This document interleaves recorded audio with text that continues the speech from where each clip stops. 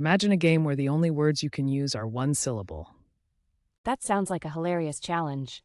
It's more than just a game. It sparks creativity and communication. Poetry for Neanderthals was born out of clever minds at Exploding Kittens. Really? How did that come about? The co-founders, Elon Lee and Matt Inman, drew inspiration from a friend's suggestion to describe everyday experiences using just a single syllable. That's such a unique idea, and it emerged right during the COVID-19 pandemic. So it was released in 2020? Exactly. It reached families looking for new ways to connect while quarantined. And how did it manage to thrive when everyone was locked down? The game was perfect for online play, thanks to its compatibility with platforms like Zoom. Plus, the joyous feedback from initial playtests kept families engaged. Was there any trouble during its development? Yes, finding manufacturers for the inflatable clubs was a significant hurdle due to pandemic restrictions. Interestingly, it was sold exclusively in Target stores at first, creating a unique buzz. Wow!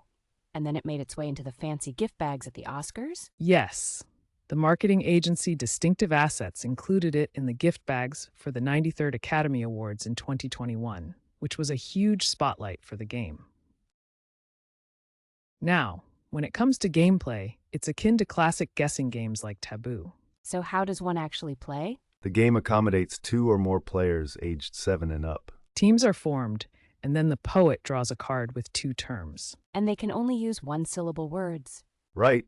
Words that have been guessed already can also be used, but anything else isn't allowed. And if they slip up, They get hit with the inflatable club, right? Yes, the judge uses the no stick to gently remind them. the excitement builds as the poet races against the 3-minute timer.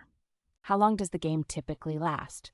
About 15 minutes, once everyone has had a turn. It's quick, but packed with fun. Those timers add to the thrill, I bet. But what happens if a team doesn't guess the term? If they make mistakes, they risk losing points. The stakes are high. Speaking of points, how is scoring structured in this game?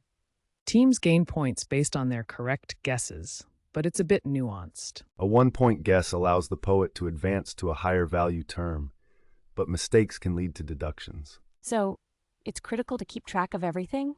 Yes, 2 slates are used, one for the poet points and one for the team points. It adds a strategic layer. Maneuvering points can make or break a team's victory.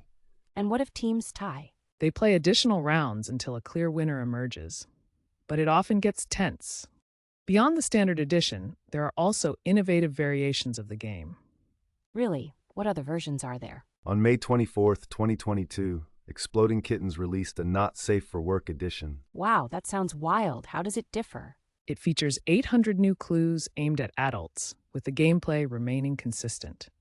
And the careful rebranding, like renaming the inflatable club to the Spank Stick, adds to the adult humor. I can only imagine the fun twists. Are there other travel-friendly options? Yes, the Grab and Game edition packs everything in a smaller set, making it perfect for on-the-go play. Each version captures the spirit of creativity and playfulness in different ways.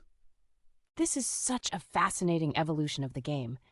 If anyone has more insights or stories about their experiences, please let us know in the comments. Absolutely. We'd love to hear your thoughts. There's so much to explore with this game.